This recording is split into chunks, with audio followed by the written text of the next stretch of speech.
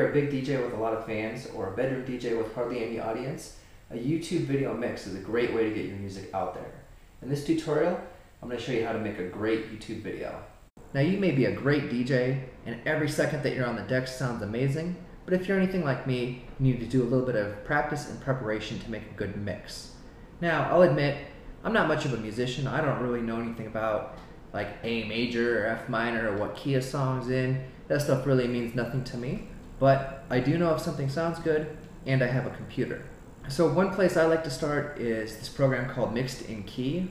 This allows you to mix harmonically without really knowing anything about music. Here you have this thing called a Camelot wheel that tells you the key that every song is in and gives you a different type of notation that's a little bit easier to use. For example, if a song is in F minor, you get a 4A, and then you know you can mix to 3A, 5A, or 4B. So one number up, one number down, or change the letter. And all you do with this software is you just drag and drop songs in there, and it adds that information to the comments section. I use Tractor to DJ. I'm going to pick out a song to start the set right here. The next thing we want to do is pick a starting point. So let's go here, and maybe I want to start this song right here. So I'm going to save a hotkey, and I'm going to save that as a load marker. In Tractor, the load marker is the point to where the song jumps to when you load it into the deck. So let's just hit play. And we're going to let the song play, and I'd like to find a spot to mix the next song into it. So I think I'm going to do that at the breakdown. Probably right about there. I'm going to save another hotkey, and this one is going to tell me when to mix the next song into it. So I'm going to save that as a fade in cue. Now with the autoplay mode off, the fade in cue has no function other than just being a different color to help me. Okay, let's find another song, and we're going to load this one into deck B. Same thing, we need to find a starting point here, and I think I'm just going to start right at the first beat. Let's save a hotkey here, make that a load marker so it loads right to that spot, and let's see how this will sound.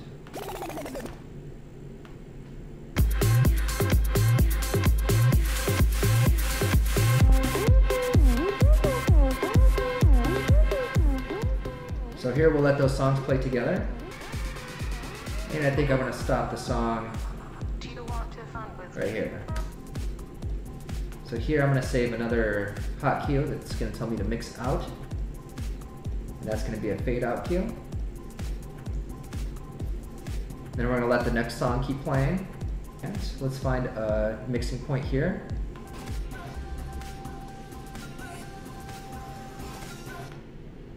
So I think maybe right here I'll just go ahead and start another song. So let's go over to deck B, save a fade in cue. And this is just my system, you can do anything else you want, but for me this works, it's really easy. So let's find another track, arrange it by key. Now we know that we have a 5A right here, so we can mix to 6A or 4A. We'll go with kind of like a trippy kind of song. Here we go. And we'll start this one right at the beginning. Go ahead and save a load marker, and let's see how it sounds here. Just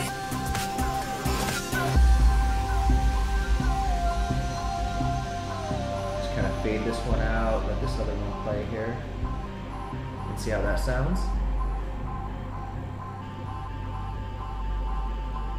And then basically the computer predicted for us that these songs will sound good together. You have a 5A and a 6A. So right now we've got one of the songs playing in C minor and the other one is in G minor, and those melodies sound good together.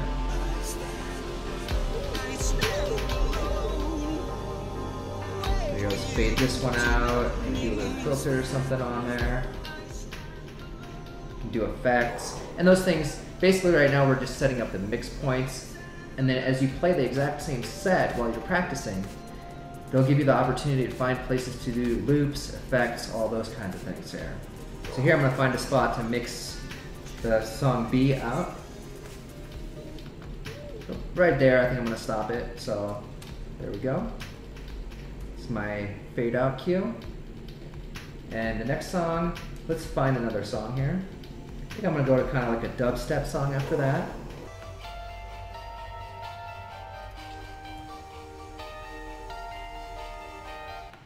Okay, and then let's figure out where we're gonna mix this song in here.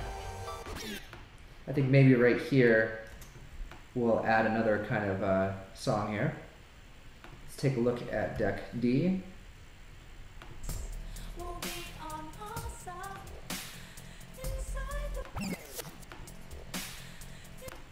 Let's go ahead and start that song right here. Make that our load marker. Go back to deck C. Here we'll save the fade in cue. And let's see how this sounds. We fly away.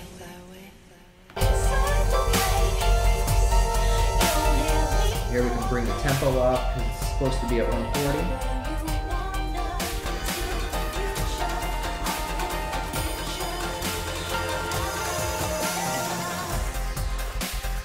And there we go. And we'll mix this one out probably right there. And that's our fade out point.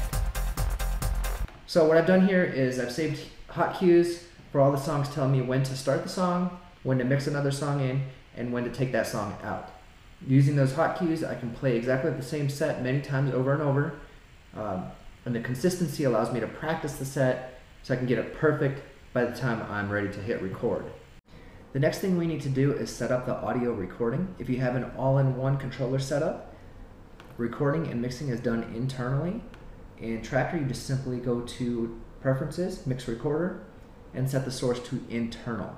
If you have a DJ setup with a mixer, the mixing will be done externally, and you'll need to use an audio interface and feed the signal from your booth output or secondary master out from your mixer into the audio interface. Like that. In Tractor, select the audio interface, do the input routing. We're going to route this to input effect send, and then for the mix recorder, we'll set the source as external and record the input effect send channel. Next, we need to test the levels to make sure that everything's going to record correctly. In Tractor, the mix recorder is hidden underneath the cassette tape. Hit record, hit play on your track. And then we want to make sure that we're not going to get into clipping. So you don't want the volume to get into the red. So I'm going to go ahead and just push it into clipping and we'll see what happens here. Okay, and notice how it's in the red. We want to back it down so that that doesn't happen. Okay, we can always make the mix louder after we've recorded it, but if we get clipping, we cannot fix it. Once you've recorded the mix, open it up using an audio editing software. I like to use WavePad. You can also use Audacity, that's a free software. We're going to navigate to where we saved the mix. And there we go. And notice the beginning of the mix here is not very loud, but that's okay. We can always just amplify it. Let's just take that, go ahead and make it louder. And there we go. Now let's take a look at this part that has the clip. And if you listen to this, it really doesn't sound very good, and there's absolutely nothing we can do about it. It's into clipping, we can't fix it. And that's the importance of setting the levels before you record the mix. Next, you'll need to set up your cameras. Be creative if you need to. You can use tape, it's okay. If you have more than one camera, it's nice to get at least one that looks at the DJ. So here we're going to set one up right over here. This is going to be the DJ cam. And here we can set one up that looks at the controllers so you can see what's going on. If you're only using one camera, it's nice to get one that includes everything. So people are going to want to see what you're doing. So this camera is going to be looking right at that. GoPro cameras are really nice because of the mounting options. Here I'm going to clip one directly to my controller.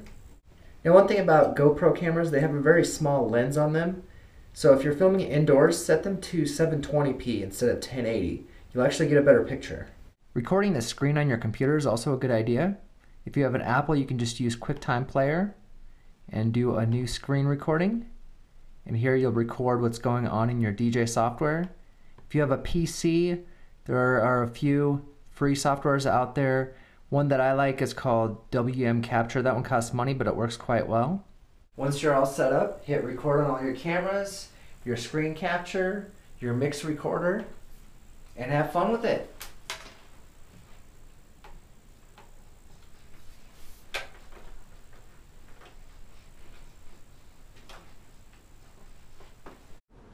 Alright, so you've recorded the mix and you've put all the files into a folder. Here we have the camera that's looking at the controller, we have the one that's looking at the DJ, we have the audio mix, and then we have the screen capture. Let's actually take a quick look at this audio mix. Notice it's in wave format. Let's actually take a look at that real quick here.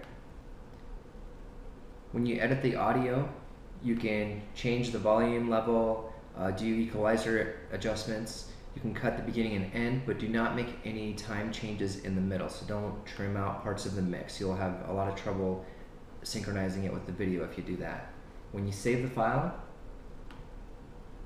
leave it in wave format. For the video part, you'll need to combine all the videos. If you have an Apple, you can use iMovie for that. Let's take a look here. And here I've already imported the videos into iMovie. What we're looking for is the beginning of the mix, the point where I hit the play button. So let's take a look at that. Looks like right about there I'm reaching for the play button. So let's drag that clip up into our project. Okay. And then with iMovie, you can do a picture-in-picture where you have the two different camera views together. So let's try that. So in this other video, I'm also looking for the same point when I hit play. Okay, it looks like right there I hit that button, so we're going to drag that into the project.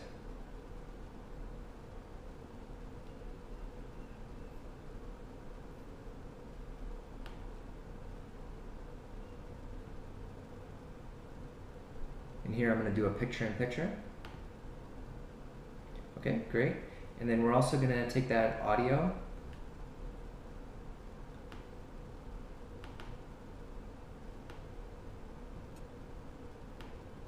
and we're going to drag and drop the music track into iMovie as well. So we'll put it right here. And then the hardest and possibly the most important part of the video is lining everything up. We have to have it so they're all synchronized together. So let's go ahead and drag this video over here and see what we get.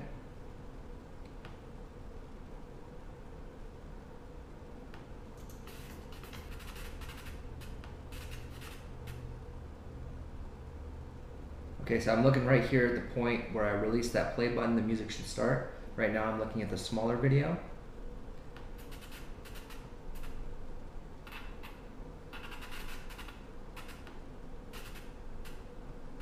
Okay, so right as they hit play, the music starts. Good. It looks like I have both videos and the music synchronized. So that's the most important part. And once you have that down, the rest of the editing, you can change the cameras back and forth. You can flip them around, but leave them synchronized like this. When you're done editing the video in iMovie, you simply click Share, Export Movie, and pick the resolution you want. This one I recorded in 720p, so that's the highest resolution I can do. If you have a 1080p movie, that's fine as well. iMovie uses an MP4 encoder, which is quite efficient and makes a pretty small file size. So here we just give it a name and click export and you're done with it.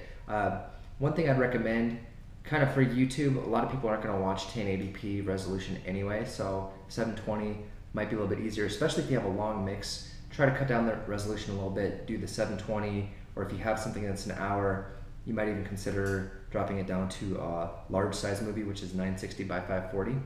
Although iMovie works quite well, it's very limited on the options that you have, and I believe that using Adobe Premiere is actually a little bit easier once you learn the software. So I'm just going to show you the same thing in Premiere. Here we're going to create a new project.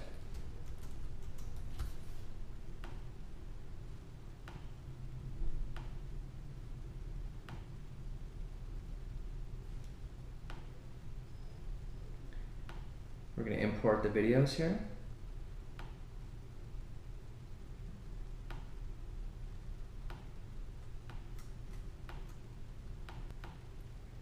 And then you just simply drag the videos into the timeline, right there.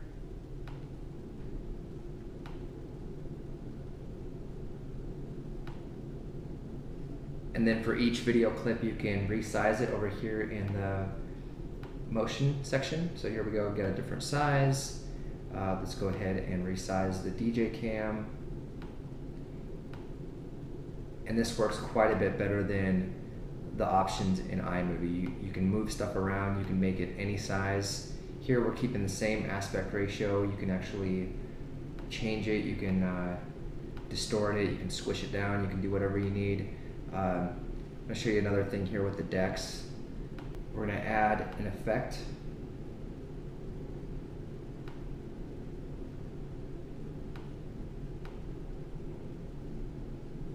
And here we're going to trim it down to where it's just deck B, so check this out.